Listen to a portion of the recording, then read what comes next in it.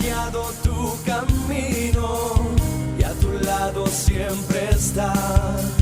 Sus promesas cumplirá y a su tiempo lo verás. Eres parte del pueblo de Dios, Él te levantará, te restaurará y tu victoria llegará.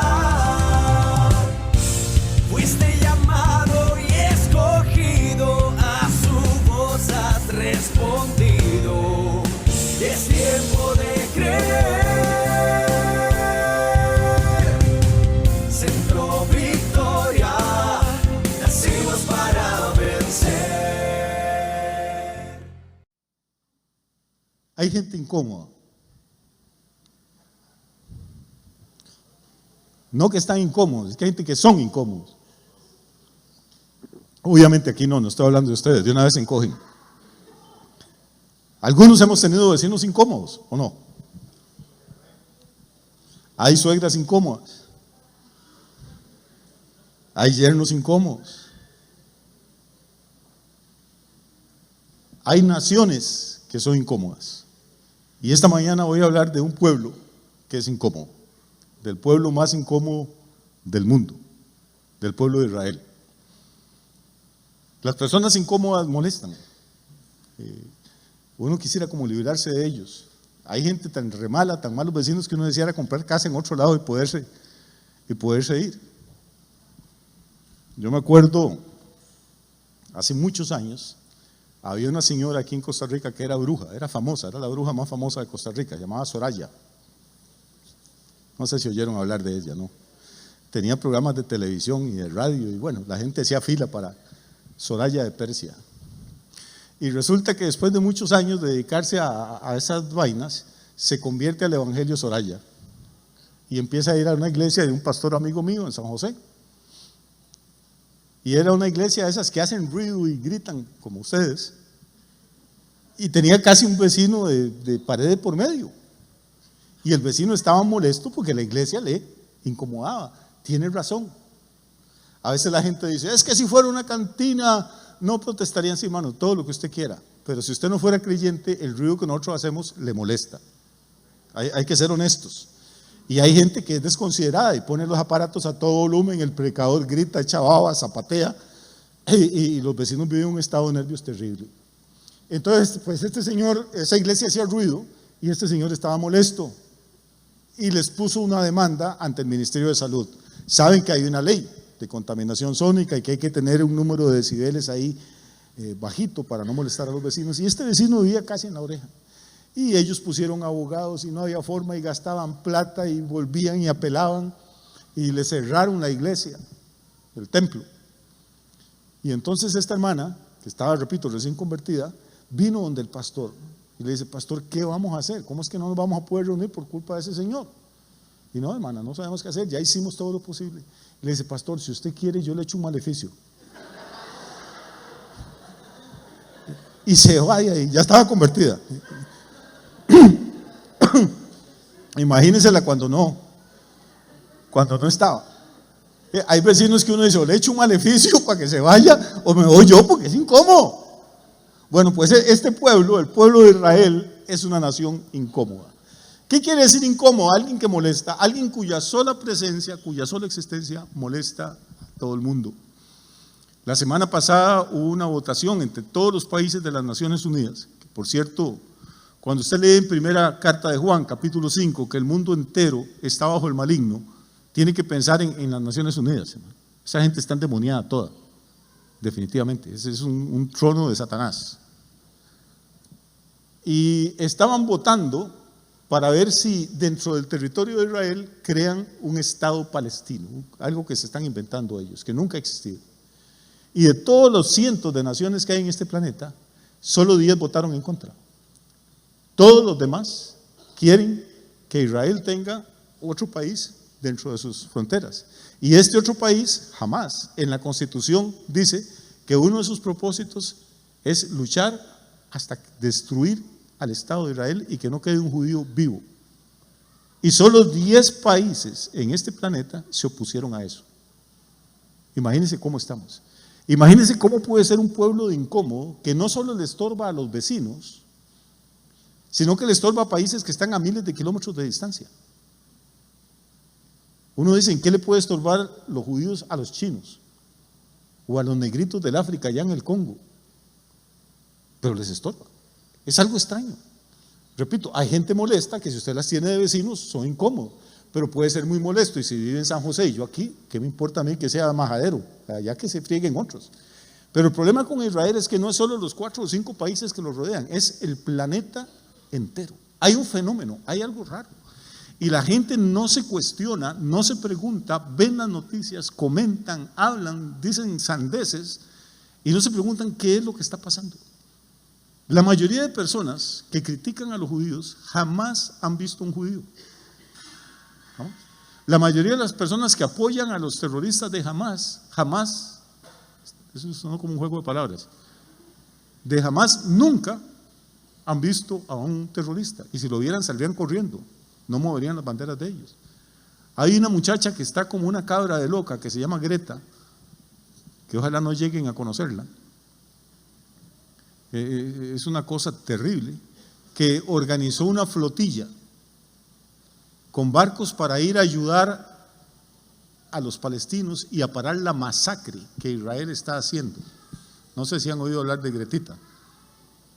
Es noruega. Y recogieron 40 barcos y los llenaron de marihuanos, de drogadictos, de fiesteros. Y según ellos, van a ir a ayudar a los niños que están muriendo de hambre por culpa de los israelitas, que están muriendo de hambre en Gaza. Paran en cada puerto y se montan unas fiestas que ni ellos se la creen. Llevan ya como 15 o 22 días navegando y no han llegado a ninguna parte todavía. Pero el mundo entero lo sigue. Todos los días suben videos, suben cosas, miles de personas, solo para que zarparan, solo para que empezaran el viaje, les regalaron 3 millones de euros. Y todos se lo están consumiendo en licor y en marihuana y en drogas. Y a los gazatíes no les va a llegar nada. Y uno dice, hombre, ¿qué tal si uno como iglesia le pidiera a esa gente 3 millones de euros para ayudar a sacar drogadictos de la calle, para ayudar? ¿Sabe qué le dirían? No, hermano, el mundo entero está bajo el maligno.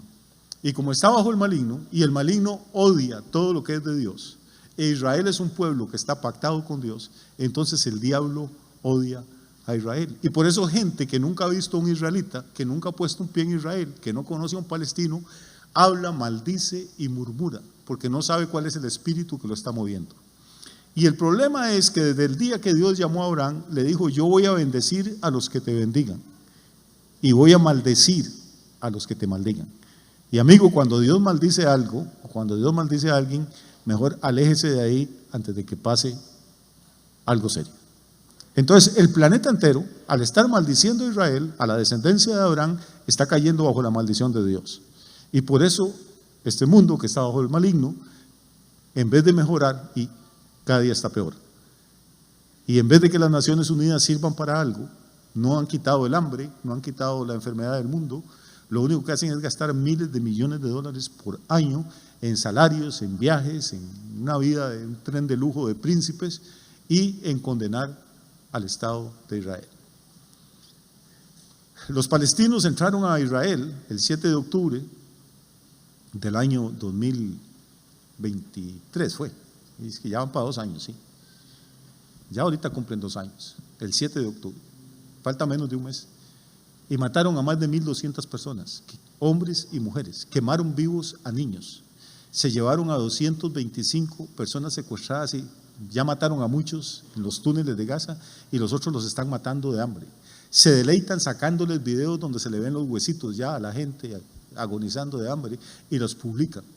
Y no ha habido una sola condena de las Naciones Unidas contra esa gente. Y han sacado como 37 condenas contra Israel. No les alcanza el tiempo para reunirse y sacar condenas. Y uno dice, ¿qué es lo que está ocurriendo? La gente no se cuestiona. Y el tema es que Israel es una nación incómoda. Y vamos a ver por qué es incómoda. ¿Les parece? ¿Sí? Muy bien, vamos a entrarle al asunto entonces. Vamos a ir primero al libro del profeta Isaías. Porque si no entendemos esto, no vamos a entender probablemente mucho, ni de lo que digamos hoy, ni de lo que está pasando.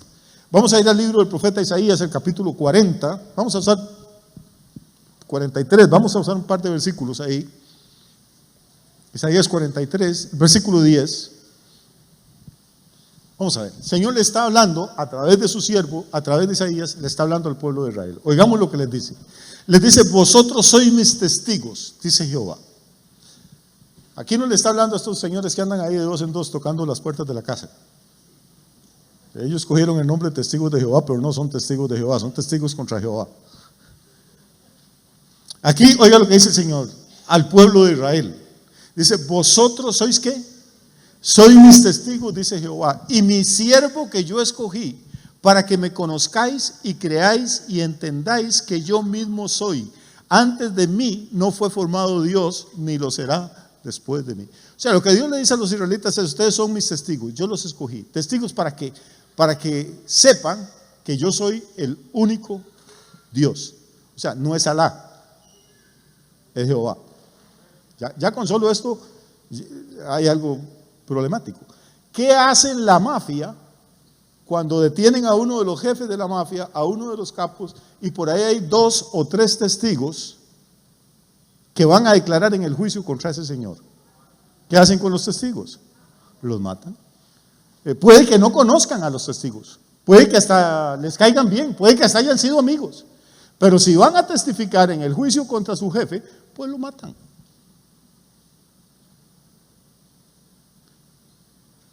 Hace unos años, hubo un caso muy sonado en Costa Rica, no voy a decir nombres para que no se resienta nadie, porque todavía hay gente envenenada.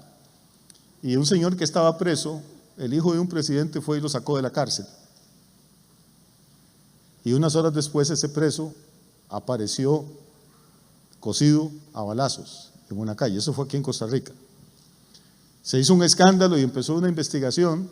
Y obviamente, pues, si yo estoy en la cárcel y llega alguien con un papel y me saca, me monta en un carro y aparezco muerto, ¿quién es el principal sospechoso? El último que me vio vivo, el que me sacó de la cárcel. Bueno, pues era hijo de un presidente. Y había 17 testigos de que eso había ocurrido así. Y una cosa rarísima, hubo como una epidemia como COVID, pero de balas. En un año se murieron los 17 testigos. Aquí en Costa Rica. Y nadie le pareció extraño, a nadie. Y si usted dice eso, todavía hay gente que se enoja.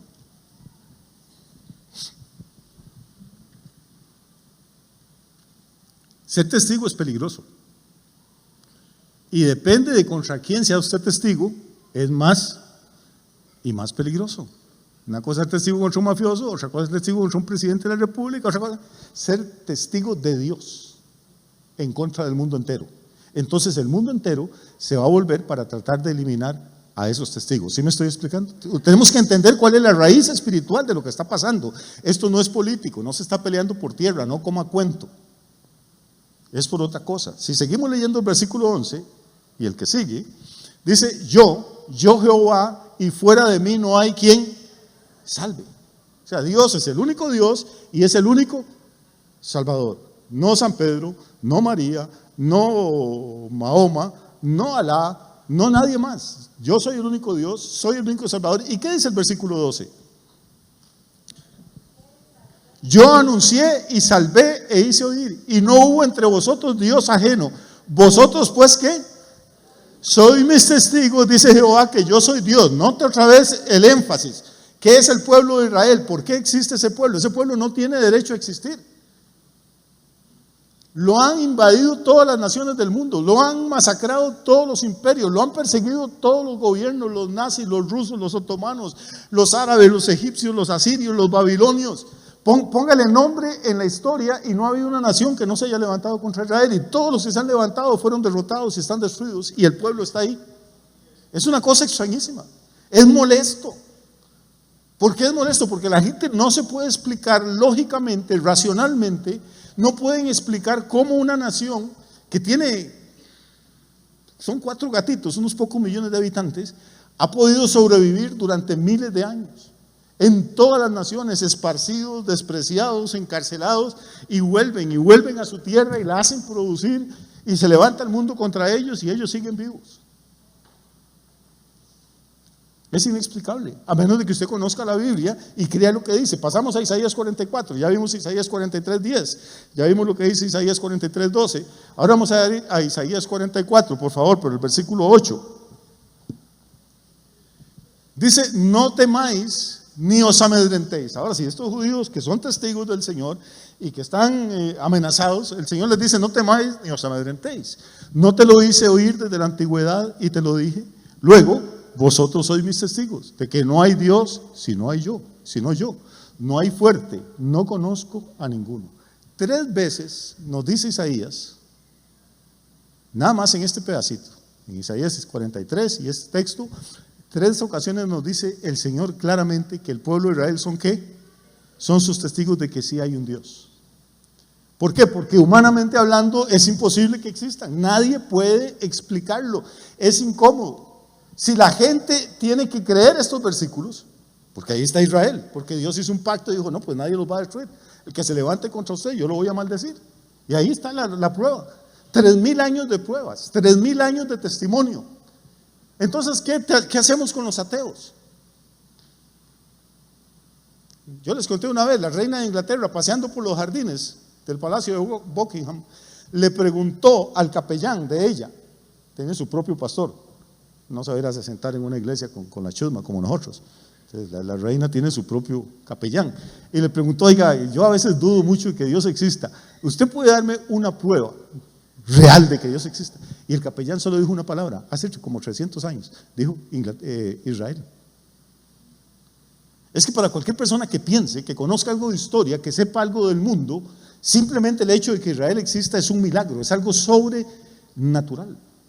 Es un país que tiene la mitad del territorio de Costa Rica. Que usted va de la parte lo toma a lo largo y va desde una punta hasta otra en 6 horas.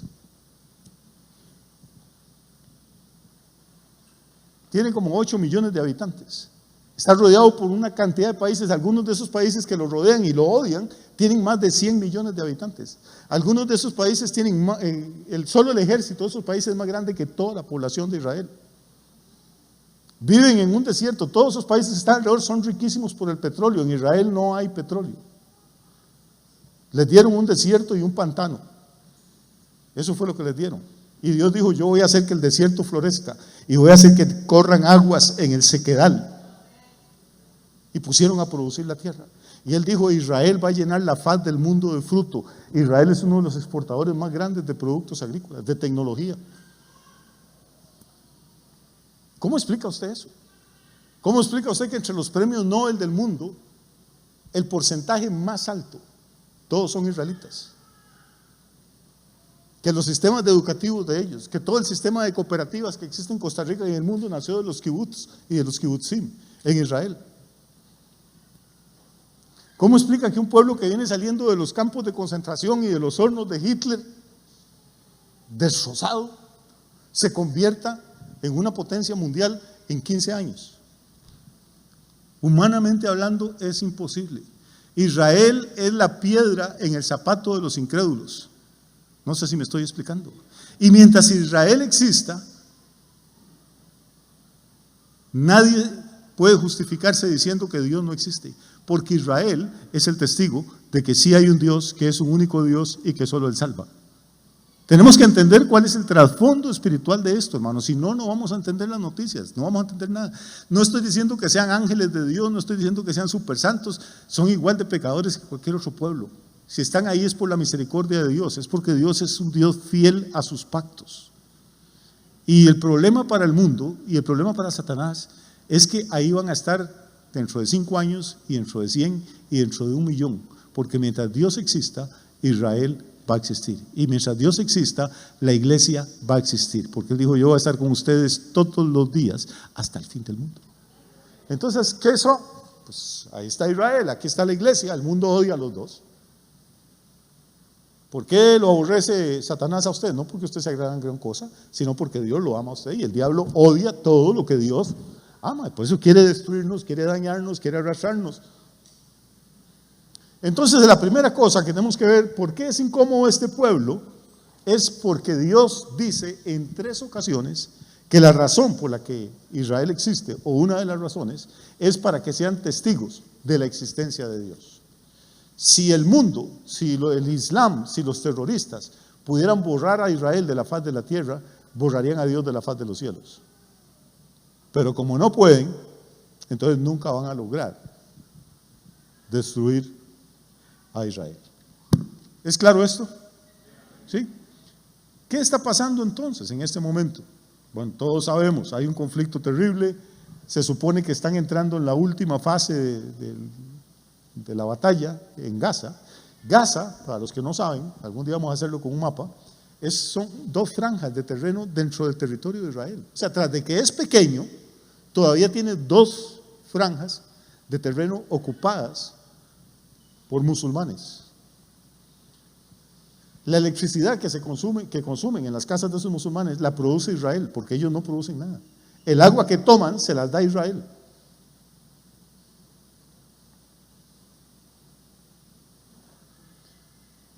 Los que más o menos viven un poquito bien es porque tienen trabajo en Israel.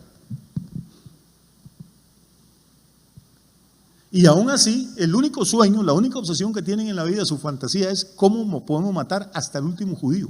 No importa si es un bebé de 6 años, hay que quemarlo vivo. No sé si recuerdan la familia esta, que era un matrimonio con 2 bebés y que los secuestraron a los 4. ¿No se acuerdan? Y mataron a la señora. Pero al esposo no le dijeron que tenían a la esposa y a los hijos. Y al esposo le decían, un día esto lo vamos a soltar y usted va a volver a su casa y va a abrazar a su esposa y va a abrazar a sus hijos. Mataron a los 2 niños, uno de 2 años y medio y el otro de 4 años. Y lo que devolvieron a Israel fueron los ataúdes. Y tuvieron el cinismo de dejar vivo al esposo. Y le dijeron, ahora sí, vaya a la casa y abrace a su mujer, abrace a sus hijos. Y ya habían asesinado a los 3. O sea, es que hay que estar endemoniado para hacer una cosa de esas. Una persona que sea capaz de matar a un niño de 2 años y medio o quemarlos vivos como hicieron cuando entraron, no es una persona normal. Eso ya no es una cuestión de religión, no es una cuestión de política, ya eso es otra cosa completamente perversa, completamente demoníaca. Y lo peor es que la gente dice, y los periodistas dicen, que el Islam es la religión de la paz. O sea, el mundo está patas arriba. A lo malo le llaman bueno y a lo bueno le llaman malo. ¿Qué dice? Vamos a ir al libro de Zacarías porque ya estoy entrando en calor. Zacarías es el penúltimo libro del Antiguo Testamento. Está Malaquías, que es el último. Y antes de Malaquías está Zacarías. Vamos a ir al capítulo 12. Aclaro, no estoy diciendo, no voy a decir que Zacarías 12 es lo que está ocurriendo en este momento. Pero lo que sí voy a decir es esto. Perfectamente podría ser que esto que está ocurriendo en Gaza y en Israel en este momento evolucione dentro de unos meses a poquísimos años para convertirse en el cuadro profético de Zacarías capítulo 12. Esto fue escrito hace 2700 años, cuando todavía no había Naciones Unidas, cuando Colón no se había tropezado con América, cuando no había nada de lo que hay ahora. Pero el Espíritu Santo tomó a un hombre, a Zacarías, y le mostró una parte del futuro, sobre todo del futuro de Jerusalén. Y vamos a ver qué fue lo que le mostró, capítulo 12. ¿Ya lo tienen? ¿Sí? Voy a ir despacio. Profecía de la palabra de Jehová acerca de Israel. Muy bien, aquí estamos. ¿Cuál es la fuente de la información que vamos a leer entonces? Viene de la boca del caballo. Viene directamente de Dios. Profecía de la palabra de Jehová. ¿Cuál es el tema central? Israel. Lo que a Dios le importa es Israel. En la Biblia no dice nada de Costa Rica, ni de Nicaragua, ni de Panamá. El tema de Dios es Israel. Entonces, esta profecía tiene que ver con una nación específica, con Israel. Y la firma, dice Jehová, que extiende los cielos y funda la tierra y forma el espíritu del hombre dentro de él, ha dicho. Ahora ya, esto es la firma, esto es identificando quién es el emisor del mensaje, quién es la fuente. Es Dios mismo, el que funda la tierra y extiende los cielos. ¿Qué es lo que el Señor ha dicho con respecto a Israel? Vamos a ver. Dice, he aquí, yo pongo a Jerusalén por copa que hará temblar a todos los pueblos de alrededor contra Judá en el sitio contra Jerusalén. Vamos a ver. Yo pongo Dios, no los árabes, no nadie, Dios. Dios dice que Él va a poner a Jerusalén como una copa que va a hacer temblar como si fueran ebrios a todos los pueblos que están alrededor en el sitio contra Jerusalén. ¿Qué es el sitio contra Jerusalén? Aquí sitio no significa lugar, aquí sitio significa asedio. Es cuando las murallas de una ciudad están rodeadas por enemigos. Entonces Dios le está mostrando a Zacarías que viene un día en que las naciones que están alrededor de Israel, busque un mapa quién está alrededor de Israel y se va a sorprender. Egipto, Irak, Jordania, Líbano, se va a sorprender. Son los mismos que salen en las noticias todos los días. Y esto fue profetizado hace 2700 años. En este momento, Jerusalén tiene un estatus político muy peculiar, muy diferente.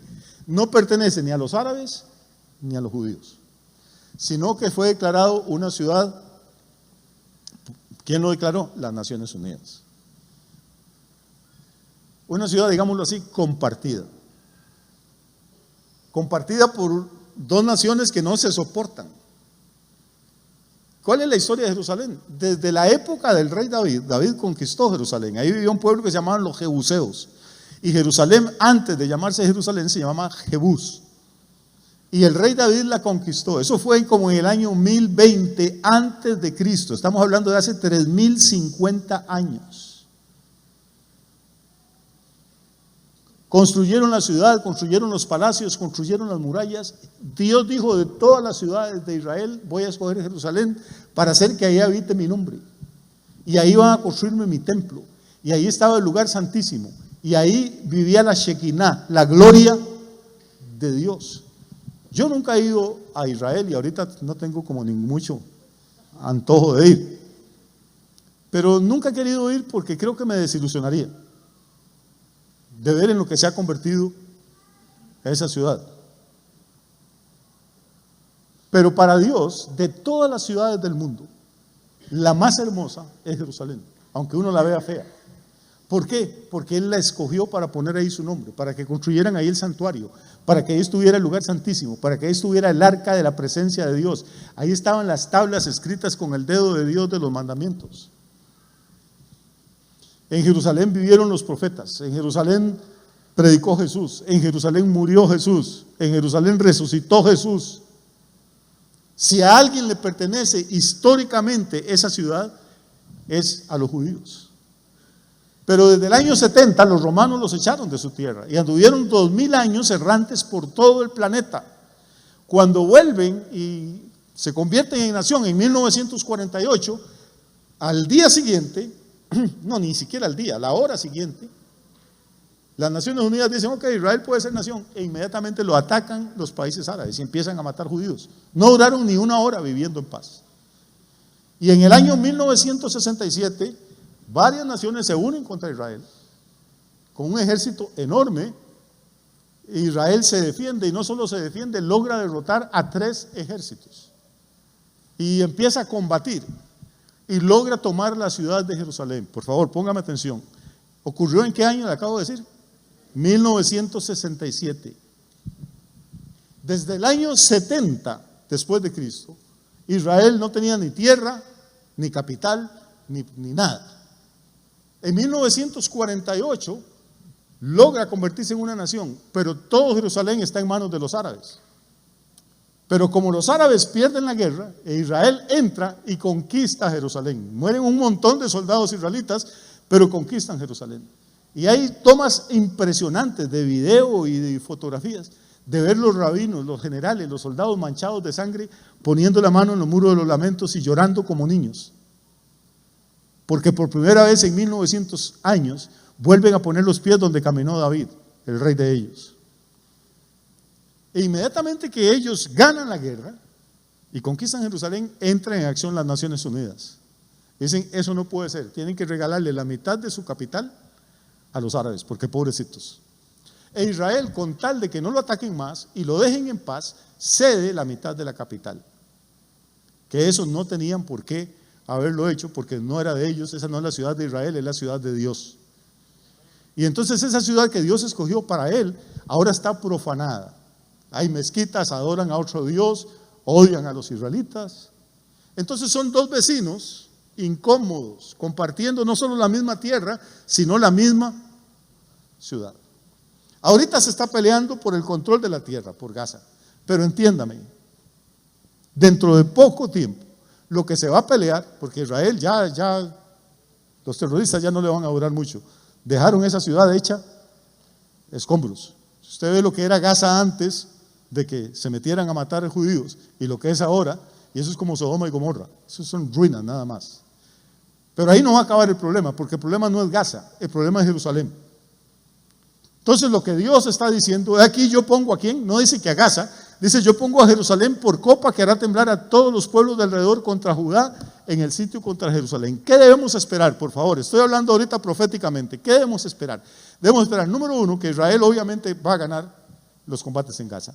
Número dos, que muy pronto Israel va a entrar y va a reclamar la mitad de la ciudad de Jerusalén que bíblicamente y que históricamente y que legalmente le corresponde.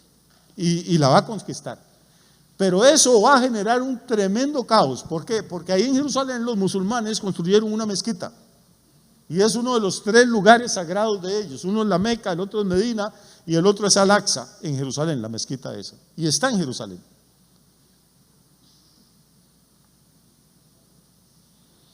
Si los judíos logran retomar Jerusalén, los árabes no van a permitir eso. ¿Y qué van a hacer?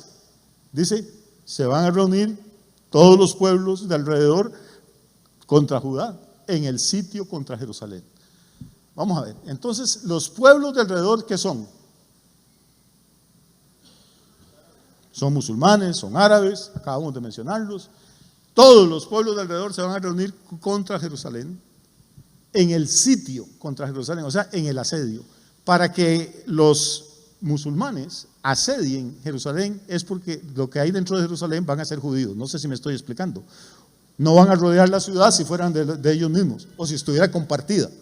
Por eso ahora no la rodean. La van a rodear cuando los israelitas retomen el control de Jerusalén. Así es que hay que ir poniendo la mirada. Tenemos años de estar diciéndoles a ustedes, hay que tener los ojos puestos en Israel, porque es el reloj profético de Dios. Ahora estoy siendo un poquito más preciso, no solo en Israel, en Jerusalén. Hay que ver qué es lo que va a pasar con Jerusalén. Repito, lo de Gaza se va a acabar ahorita. Puede que tome unas semanas o unos meses, porque hay muchos túneles y las guerras urbanas son muy difíciles, pero eso ya está cocinado. Pero el paso que yo creo que sigue, y creo no equivocarme, es que van a intentar los judíos retomar Jerusalén y lo van a lograr.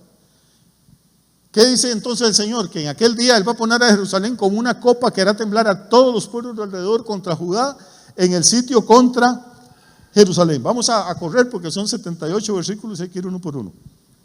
En aquel día, ¿cuál día? No era para los tiempos de Zacarías, está hablando del futuro. Cuando la Biblia dice en aquel día, está hablando de los días finales. Siempre que dice en aquel día o en aquellos días, está hablando del fin de esta era, de esta dispensación. En aquel día dice, yo, está hablando el Señor, yo pondré a Jerusalén por piedra pesada a todos los pueblos. Todos los que se la cargaren serán despedazados, aunque todas las naciones de la tierra se juntarán contra ella. Le acabo de decir que la semana que pasó, de cientos de países y naciones que hay, solo 10 votaron a favor de Israel. ¿Cómo es eso posible? ¿Cómo es eso posible si en 1948 las Naciones Unidas votaron para que Israel existiera? ¿Qué cambio hubo de 1948 a 1980, hermano? Hubo un cambio espiritual en este planeta.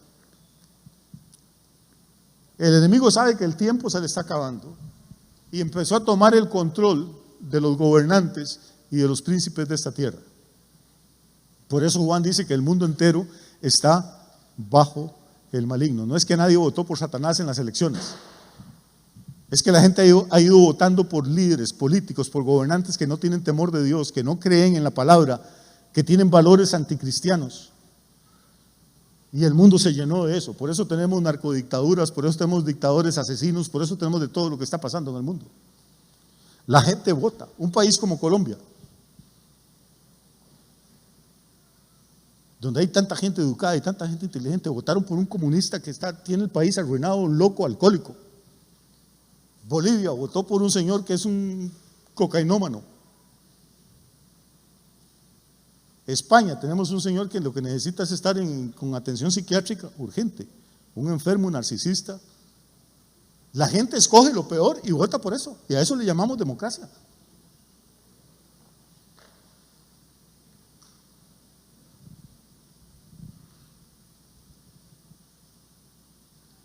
Lo que dice la profecía, y por favor póngame atención, es que esto no había ocurrido. En 1948 la mayoría de naciones votó a favor de Israel, por eso es que Israel se convirtió en un estado legalmente. Esas mismas naciones hoy en día se pusieron todas en contra de lo que ellas mismas habían votado. ¿Qué pasó en sus mentes? ¿Qué pasó en el mundo espiritual? Y Dios avisa, es que a Dios nada lo toma por sorpresa.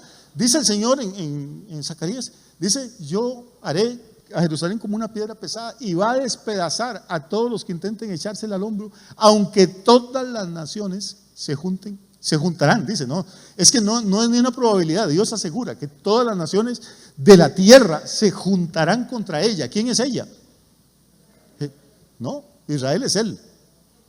Ella es Jerusalén. El problema es Jerusalén.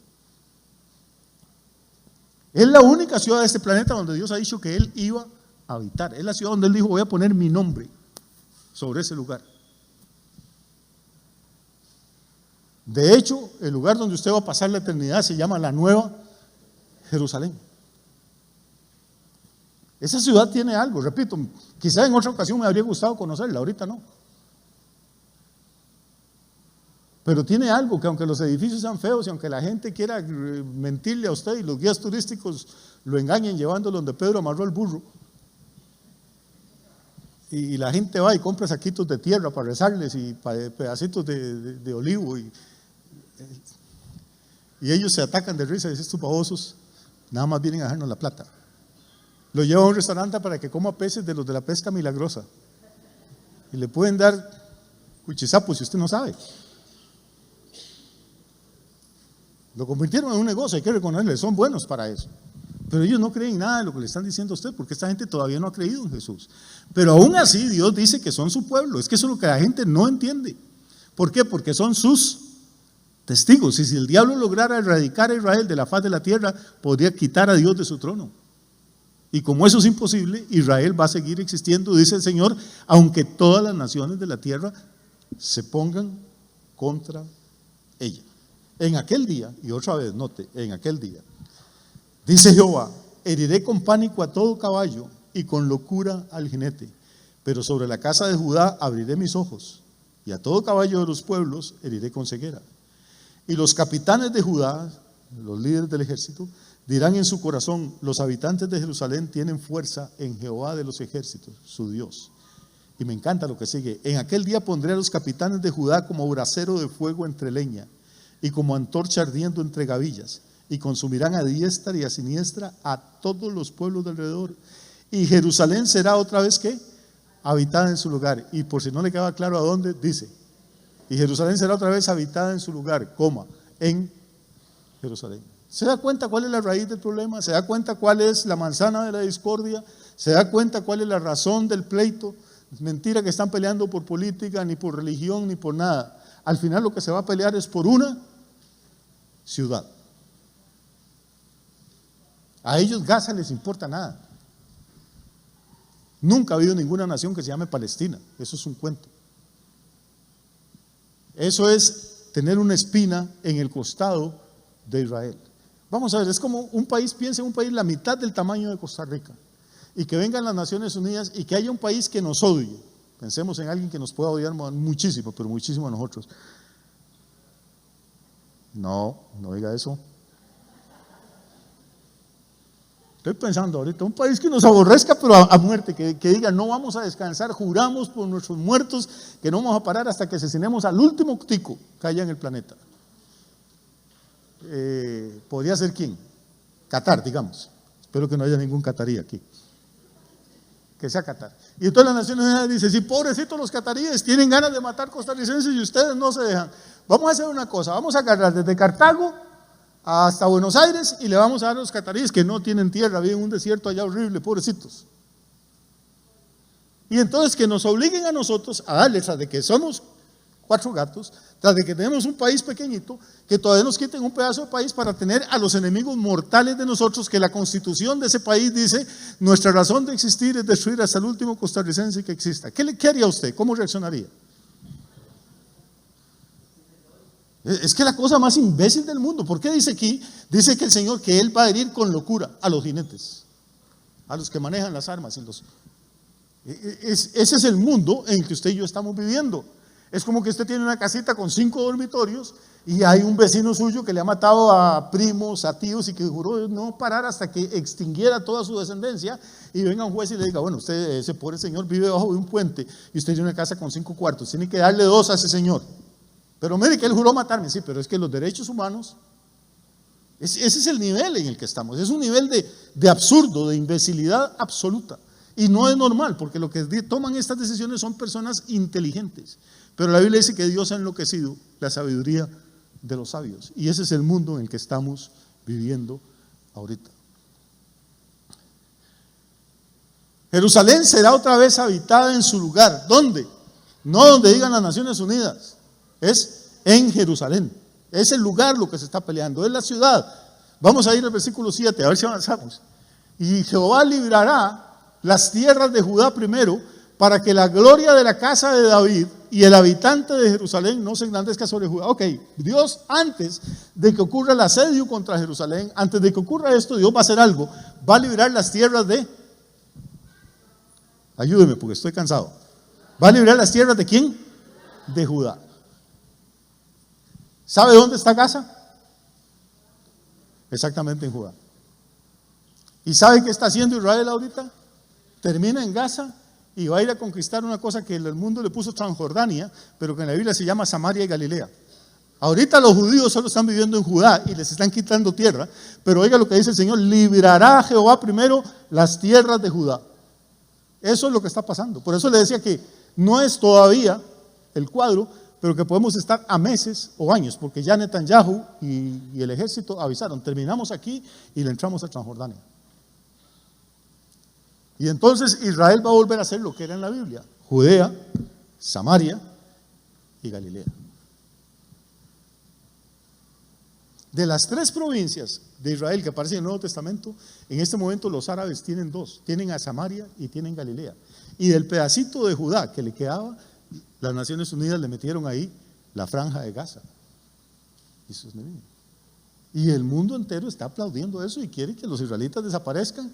Y Greta anda con sus 40 barcos llenos de marihuanos tratando de liberar a Gaza.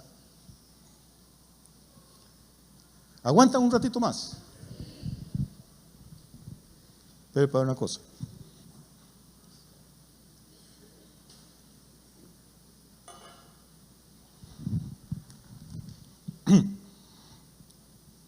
Verso 7 estamos.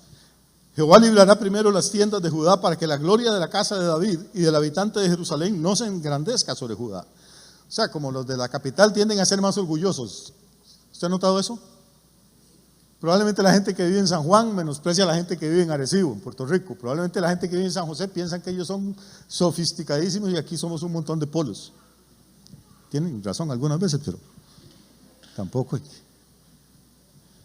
Toda la gente que vive en la capital creen que por vivir en la capital son la última chupada del mango. Entonces, para que los de Jerusalén no se les suba mucho la cabeza, dice Dios, yo voy a liberar Jerusalén, pero primero voy a liberar el territorio de Judá. ¿Verdad qué interesante? Y eso es exactamente la fase de esta profecía en la que estamos viviendo ahora. Usted puede ir a su casa, no me crea a mí, métase a internet, busque la televisión y se va a dar cuenta que todas las noticias tienen que ver con este proceso de liberar el territorio de Judá, porque Gaza está donde estaba Judá. Lo que es donde está Judá. Vamos a ver, dice en aquel día, otra vez, es la tercera vez que leemos en aquel día en este capítulo. En aquel día Jehová defenderá al morador de Jerusalén. ¿Quién lo va a defender? Es que Israel sí, porque los gringos lo defienden. No hay ningún gringo peleando en Israel, man. Están tratando de apiarse a Maduro, pero ahorita no están interesados en Israel. No lo están defendiendo. En aquel día Jehová defenderá al morador de Jerusalén. El que entre ellos fuera débil, en aquel tiempo será como David. Bueno, yo no quiero estar peleando contra esta gente. El más flaco, el más débil, el más miedoso, en aquel tiempo va a ser como David. Y David era una bestia peleando. Lo que dice la Biblia es que a David le dedicaban coritos. Y las muchachas salían con un pandero cantando y diciendo: David mató a 10,000. Y la Biblia dice aquí que el más flaco, el más débil, el más cobarde en la batalla por Jerusalén va a ser como David. O sea que esta gente va a tener que enfrentarse a miles de Davides. Yo no quisiera estar en los zapatos de estas personas. Repito, si las personas leyeran la Biblia o creyeran lo que leen, hombre, se comportarían muy diferente. El menor, el más débil, en aquel tiempo será como David. Oiga, y la casa de David será como Dios. La casa de David será como Dios, como el ángel de Jehová delante de ellos. Bueno, a mí se me para el pelo cuando yo leo eso. Un ángel de Dios. Es que la gente, yo estoy harto de la idolatría de la gente. ¿Usted ha visto los ángeles que pinta la gente? Una cochinadita de este tamaño, solo nalgas y cachetes, con unas mantillas de colores, y ay, el angelito, y se muere chiquito y un angelito más. No diga boberías. Un ángel es una cosa terrible. Usted ve un ángel, hermano, y ahí le da un soponcio. Ahí queda. Yo no quiero ver ningún ángel mientras esté vivo.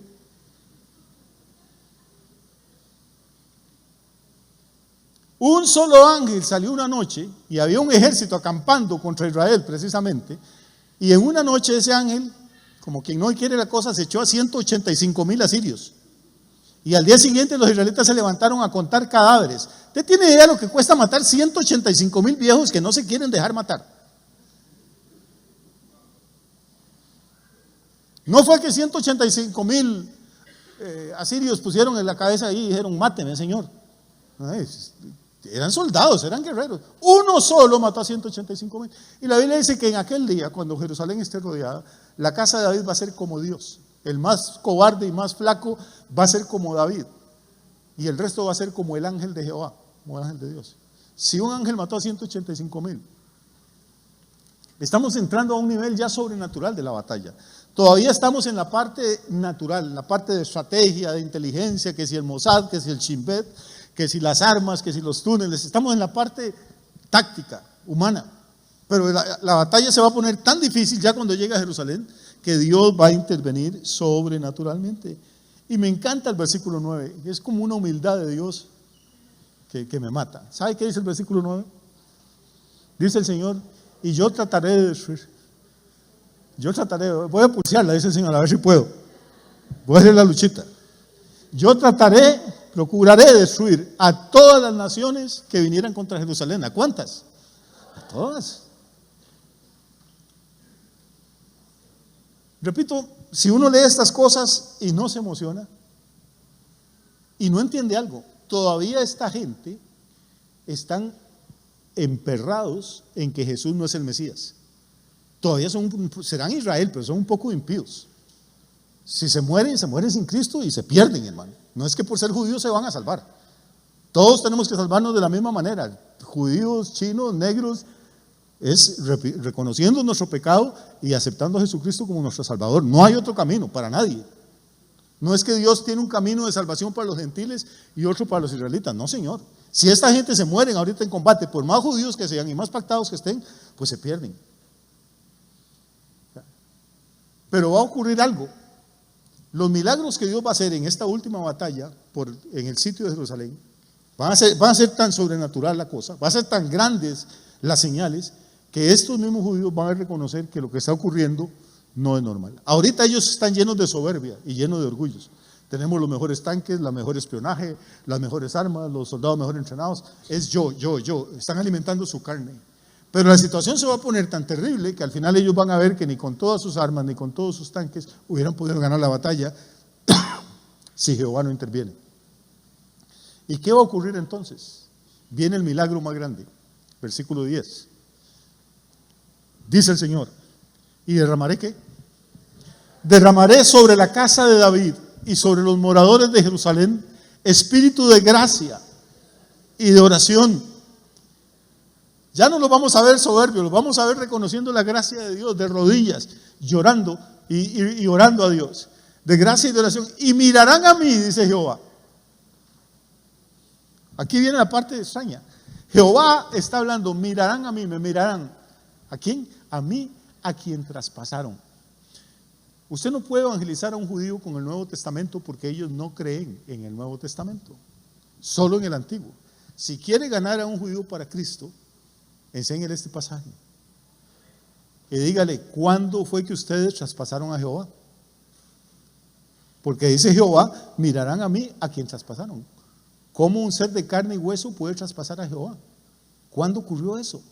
Y hermano, ahí le va a volar el cerebro, porque solo una vez en la historia Jehová se hizo carne, la segunda persona de la Trinidad, el Verbo se hizo carne y vino a los suyos, y los suyos no lo recibieron, y no solo no lo recibieron, lo entregaron a los romanos para ser crucificado, y traspasaron sus manos, traspasaron sus pies, y traspasaron su costado con una lanza. Es la única vez desde la eternidad que Jehová ha sido traspasado. ¿Y dónde fue traspasado? En Jerusalén. Mirarán a mí, a quien traspasaron, y llorarán como se llora por hijo unigénito, afligiéndose por él como se aflige por el primogénito. Otra vez vamos a ver estos hombres, hijos o nietos de los que tocaron el muro de los lamentos en 1977 y lloraban como niños por un pedazo de ladrillo. Ahora los vamos a ver llorando, porque Jesús mismo se va a manifestar en Jerusalén y lo van a ver. No dice que lo van a sentir, se mirarán a mí, a quien traspasaron.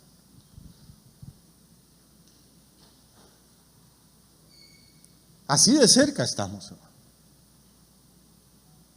Así de cerca. Yo creo que nunca habíamos estado tan cerca de la manifestación del Señor.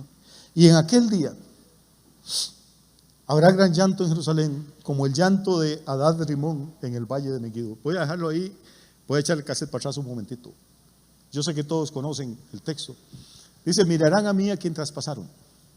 Y si usted lee más adelante, dice que cuando vean a Jesús, a Jehová traspasado, le van a preguntar qué heridas son esas que tienes en tus manos.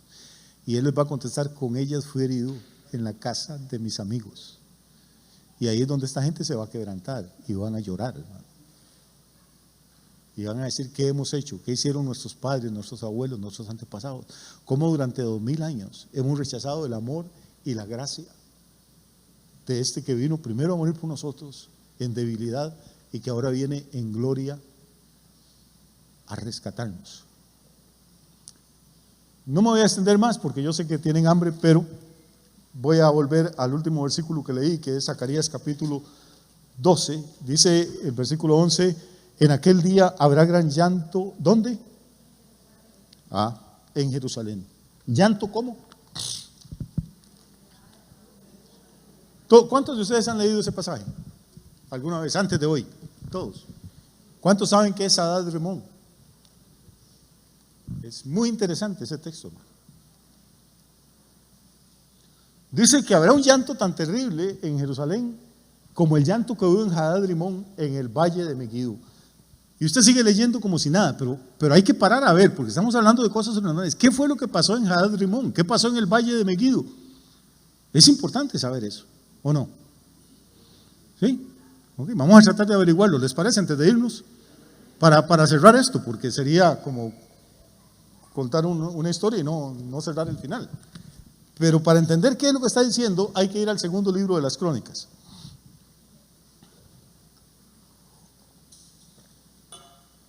Zacarías está citando una cosa que había ocurrido antes de que él viviera.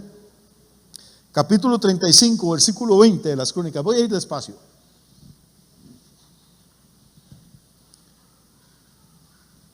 Muy bien. Está hablando de un rey que fue un buen rey, un rey que se llamó Josías. Vamos a hacer una parte aquí, desintoxicarnos un poquito de lo de Jerusalén para entender esto. Josías fue un rey excelente. Y dice, después de todas estas cosas, luego de haber reparado Josías la casa de Jehová, el templo, dice, Necao, rey de Egipto, subió para hacer guerra en Carquemis junto al Éufrates. Muy despacio. Necao existe en la historia, obviamente puede ir a buscar de él donde usted quiera, en Wikipedia, pregúntele a al Chad, o lo que usted quiera. Resulta que este faraón, Necao, sale de Egipto con su ejército porque va a ir a pelear contra Babilonia. Y para llegar hasta Babilonia, faltan muchos kilómetros y tiene que cruzar por el territorio de Israel. Y entonces Josías, que había sido un hombre de Dios y un hombre temeroso de Dios, un rey bueno, decide armar su ejército para atravesársele a Necao y que Necao no pueda llegar a Babilonia. Comete un error espiritual, un error estratégico. Se pone a defender a los babilonios. Y si quiere buscar, Carquemis fue una de las batallas más importantes de la historia. No tengo tiempo ahorita para explicarle mucho, pero en Carquemis cambió el balance de poder en el Medio Oriente. Era una batalla muy importante. Necao sube para pelear ahí, Josías se le atraviesa. Verso 21, vamos a correr. Y Necao le envió mensajeros diciendo: ¿qué tengo yo contigo, rey de Judá? Yo no vengo contra ti hoy, sino contra la casa que me hace guerra. Oiga lo que dice el faraón. Dice: y Dios me ha dicho que me apresure. ¿Quiere decir, hermano, que Dios le puede hablar? Hasta uno. Si le habló al faraón, al rato le puede sorprender y hablarle a usted en cualquier momento, si usted prepara su oído, ¿no? Dice: Dios me ha dicho que me apresure. Deja de oponerte a Dios, quien está conmigo, no sea que Él te destruya. Oiga, faraón, lo veo consagradísimo, está predicando. Dios está conmigo, no te opongas a Dios. Vea, Dios se puede enojar con usted, Josías, y lo puede destruir. Verso 22.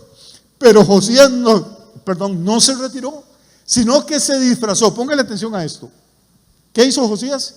Se disfrazó para darle batalla. ¿Por qué se disfraza? Porque en la batalla los reyes se conocían por la ropa que llevaban, por la corona, y entonces ellos iban al frente del ejército para animar a los hombres. Todos los enemigos, en vez de pelear contra pericos de los palotes, lo que hacían era lanzar la caballería, los carros de combate a donde estaba el rey, porque si usted mata al rey, pues destruyó a todo el ejército. No sé si me explico. Entonces Josías, que no era ningún tonto, se pone una ropa común y corriente, como cualquier soldado, y entre esos miles de hombres, ¿quién iba a saber que él era Josías? Se disfrazó, dice, para entrar a la batalla, y no atendió a las palabras de Necao, que eran de boca de Dios, y vino a darle la batalla en el campo de Megiddo. Tome nota de dos cosas. Número uno, se disfraza. La batalla se realiza en el valle de Megiddo. Verso 23. Y los flecheros, está hablando de los flecheros egipcios, tiraron contra el rey Josías. Entonces dijo el rey a sus siervos: quitadme de aquí, porque estoy herido gravemente. En la batahola que se sigue, donde miles de hombres están peleando, carros de combate, caballos relinchando, hombres con espadas, hombres con lanzas, los flecheros disparando al aire, y por pura chiripa una de esas flechas vuela y se clava en la espalda de Josías. Usted puede leer la historia en otras partes de la Biblia. Y Josías no muere de una vez, le dice a los que están conduciendo su carro: sáquenme de aquí, estoy herido de gravedad. Verso 24. Entonces sus siervos lo sacaron de aquel carro y lo pusieron en un segundo carro que tenía y lo llevaron ¿a dónde? A Jerusalén. ¿Qué le pasó en Jerusalén? Murió. No murió en el campo de batalla en Megiddo, muere en la ciudad de Jerusalén. Murió en Jerusalén y lo sepultaron en los sepulcros de sus padres. Y oiga lo que sigue. Y todo Judá y Jerusalén hicieron duelo por Josías. ¿Qué es? Hicieron duelo. Se angustiaron, sintieron dolor. Entonces sus siervos, y Jeremías endechó en memoria de Josías. Jeremías lo conocen como el profeta llorón. Tiene un libro entero que se llama Lamentaciones. Y este otro libro lo perdimos. Una endecha es una canción triste por alguien que ha muerto. Jeremías, inspirado por el Espíritu de Dios, escribió una obra, una endecha en memoria de Josías. Y todos los cantores y cantoras, oiga, recitan esas lamentaciones sobre Josías hasta hoy. Y las tomaron por norma para endechar en Israel, las cuales están escritas en el libro de los lamentos, pero no el que usted tiene en la Biblia. Todo Judá, todo Jerusalén llora a Josías, todos hacen duelo, todos hacen lamentaciones. El Espíritu de Dios viene sobre Jeremías y escribe un canto fúnebre en honor a Josías, y ese canto todos los cantores y cantores de Israel se lo aprenden de memoria y viene a ser la norma el modelo, todos los demás endechas tienen que ajustarse a esa. Y dice el profeta Zacarías, dice hasta hoy, o sea, siglos después, todavía Israel lloraba a Josías. Y lo que dice Zacarías es que cuando los israelitas vean a Jesús con su cuerpo de gloria, que los ha rescatado, con su cuerpo traspasado, van a llorar como lloraron por lo que había pasado en Hadar Rimón, en Megiddo. ¿Y qué hay en esto, hermano? Josías entra a la batalla ¿cómo? Disfrazado. ¿Y qué le pasa? Lo traspasa una flecha, lo matan. Jesús vino a la batalla a este planeta y vino disfrazado. No vino con la ropa del rey, ni vino con la corona. Antes de entrar al campo de batalla se la quitó y vino como un hombre común y corriente a pelear la batalla. ¿Y qué le pasó? Lo mismo que a Josías, lo traspasaron. ¿Quiere leer el Salmo 22 conmigo y ya terminamos? Yo sé que a algunos de ustedes les gusta estudiar. Salmo 22, creo que es el capítulo 16.